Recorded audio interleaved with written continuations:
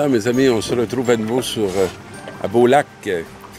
Alors, ce lac qui, effectivement, est très beau, est sur une partie de la propriété des missionnaires des Saints-Apôtres qui sont les gardiens du sanctuaire qu'on retrouve à Chertsey.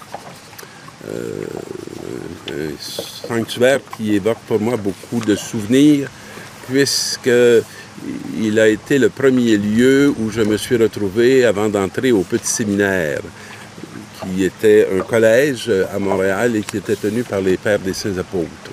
Alors, je me retrouve au tout début de mon cheminement, mais près de 45 ans après. Alors, je suis heureux de partager avec vous ces beaux espaces. Et là, on se retrouve aussi sur une montagne, qui est celle du Sinaï. Alors, elle n'est pas tout à fait dans notre région. Et Moïse s'y retrouve avec le Seigneur. Et c'est intéressant parce qu'il va agir un peu comme une épouse ou un époux peut parfois le faire.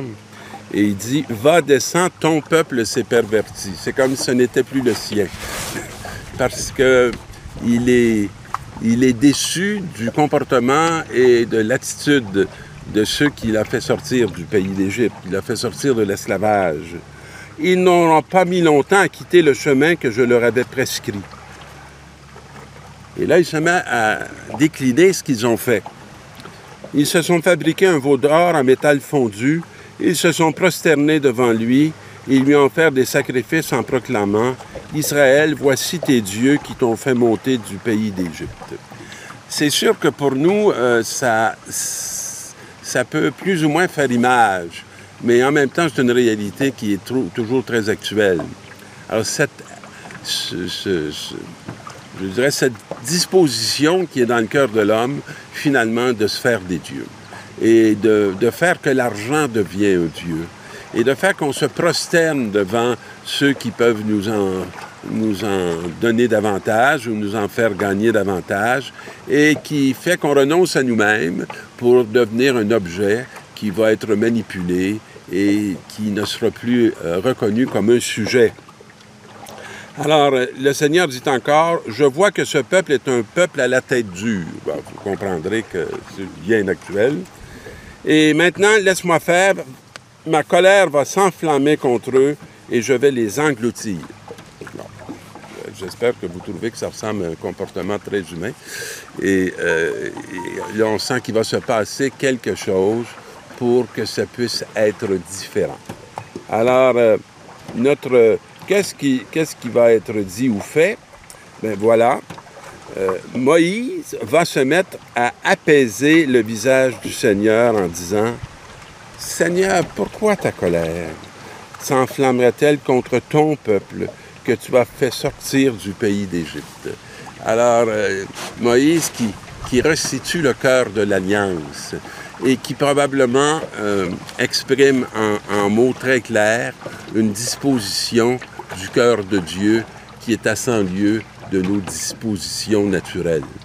Et Moïse est aussi un don fait par Dieu à ce peuple. Alors, souviens-toi de tes serviteurs, Abraham, Isaac et Jacob, à qui tu as juré par toi-même. Alors, il retourne à la promesse initiale. Et tu leur as dit, « Je rendrai votre descendance aussi nombreuse que les étoiles du ciel. Je donnerai à vos descendants tout ce pays que j'avais promis, et il sera pour toujours son héritage. » Et ce texte se termine en disant, « Le Seigneur renonça au mal qu'il avait voulu faire à son peuple. » J'ai toujours un sourire quand je lis ça. C'est comme si Moïse est en train de convertir Dieu. Je pense que c'est plus une parole qui veut convertir nos cœurs que Moïse qui est en train de convertir Dieu et qui exprime dans des mots très humains des attitudes qui sont étonnantes de la part de celui qui pourrait faire que nous serions rien du tout, mais qui a fait qu'on puisse devenir profondément quelqu'un. Qu'est-ce que l'homme que tu penses à lui? Alors, ceci nous amène bien à la deuxième lecture de Paul qui va se reconnaître en toute franchise, et je dirais même en toute humilité, en disant je suis très reconnaissant pour celui qui me donne la force, Jésus-Christ notre Seigneur. Alors, il n'y a pas d'illusion de croire que cette force, elle vient de lui. Alors, cette force, elle vient du Christ. Et il m'a fait confiance en me chargeant du ministère. Ce n'est pas un dû. C'est un geste de confiance. C'est une reconnaissance, comme il dit. Moi qui, autrefois, ne savais que blasphémer, persécuter et insulter. Et on sait comment il l'a fait avec beaucoup de vigueur. Et ses intentions étaient très bonnes, mais la réalité était mauvaise. Sa façon d'être n'avait rien à voir avec ce qu'il disait vouloir protéger, le Dieu d'Israël. Mais le Christ m'a pardonné. Ben, dans nos esprits, nous, on peut dire, mais pourquoi? Pourquoi il l'a pardonné? Pourquoi il me pardonnerait? C'est un don gratuit. C'est le fruit d'un amour. Quand vous aimez quelqu'un, pourquoi vous laissez passer des choses qui sont humainement inacceptables? Les laisser passer, c'est déjà quelque chose, mais de ne pas en tenir rigueur, et même de redonner la confiance qui précède des gestes parfois qui sont des gestes qui vous ont profondément blessé. Ce que je faisais, c'était par ignorance, car je n'avais pas la foi. Et j'aime beaucoup ce qui va venir. Mais la grâce de notre Seigneur a été encore plus forte avec la foi et l'amour dans le Christ. Alors, Paul va nous dire, moi j'ai été pardonné en premier, pour que moi aussi je puisse devenir capable d'être le premier à pardonner. Et vous savez, souvent, lorsqu'on est blessé, on attend que l'autre fasse des pas pour rétablir la justice. Mais la justice de Dieu, c'est les premiers pas de la miséricorde. Et si je reconnais dans ma vie avoir été béni par cette miséricorde, alors je peux aussi accepter de prendre ce même chemin et d'être le premier, comme Dieu, à l'offrir à ceux qui ont besoin d'être guéris et libérés du mal. Alors, l'Évangile, pour sa part, va nous proposer 3 paraboles qui sont bien connues. La brebis perdue, la pièce perdue et celle qu'on nomme l'enfant prodigue. 3 paraboles qui vont revenir sur une notion qui était déjà dans la deuxième texte que je viens de vous commenter, de toute cette dimension d'être perdu. Alors, il s'agit d'une brebis perdue, il s'agit d'une pièce perdue et il s'agit d'un fils perdu.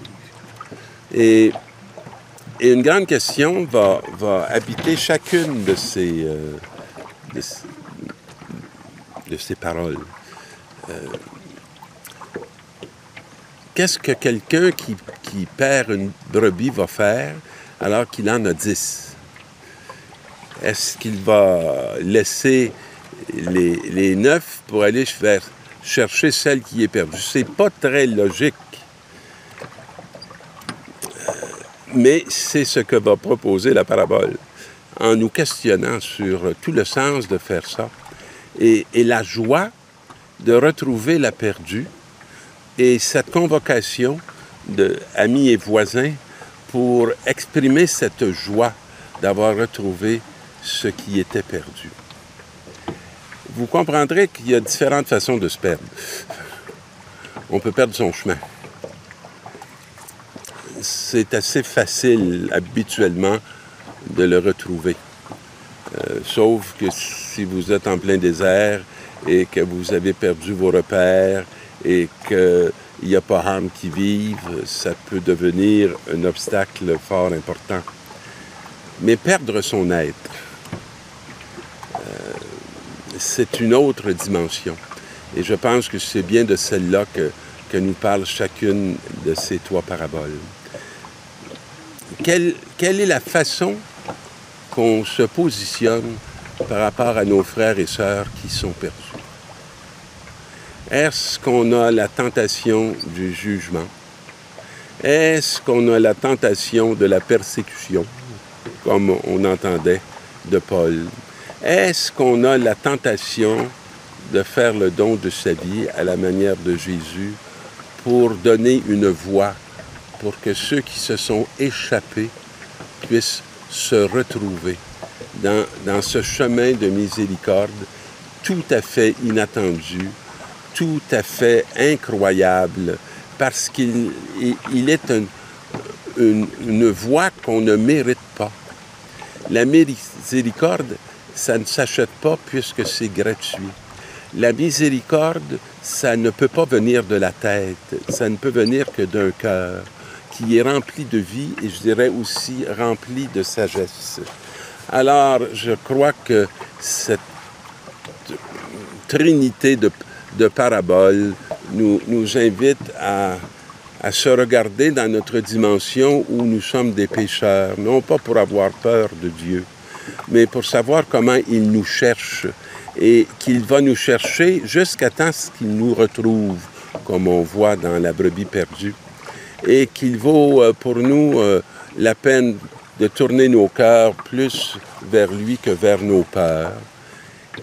Et aussi comment on se positionne vis-à-vis ceux qui ne mériteraient pas notre amour, mais parce qu'ils se sont perdus, méritent bien qu'on leur tende la main, qu'on leur fasse un signe qui nous a complètement fait basculer, je dirais, des ténèbres à la lumière, de la mort à la vie, et que nous sommes heureux de leur témoigner aujourd'hui dans notre façon d'être et façon d'établir notre lien avec eux.